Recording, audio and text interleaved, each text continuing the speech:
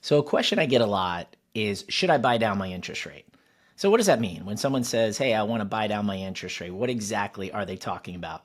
Well, when interest rates are posted on a daily basis, you're going to be offered a market rate. And pretty much that is what the going rate is with your lender or with your bank. However, you do have the option to get a lower rate. And the way you do that is through paying points or buying down the interest rate.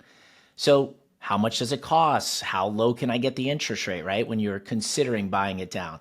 Well, a rule of thumb is for every point or discount point, that is 1% of the loan amount. So for every point, every 1% of the loan amount you pay, you can typically get the rate down a quarter of a percent.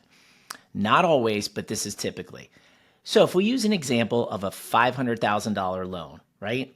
And let's say rates, the market rate that they quoted you was 6.25. Well, that means in theory, you could get that rate from 6.25 to 6% by paying 1 point, which is 1% of that $500,000 loan. So it costs you 5 grand, right? 5 grand to get your interest rate down from 6.25 to 6%. Great. What does that mean in my monthly payment?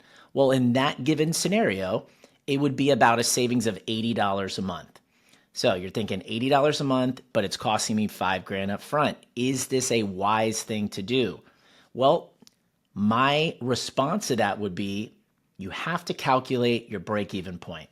And what I mean by that is how long is it going to take for you to recoup that 5 grand through the savings of $80 a month?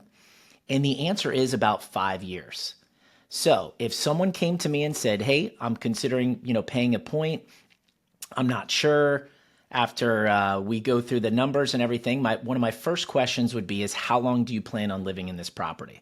Because if someone tells me like, hey, we're only going to be here for a short amount of time, my husband's going to get transferred to another job, or, this is just a starter place, we're going to move out in probably 2 to 3 years, then paying a point is not worth it, right? You didn't reach that break even point of 5 years. You got to be there for at least 5 years or longer for it to make sense.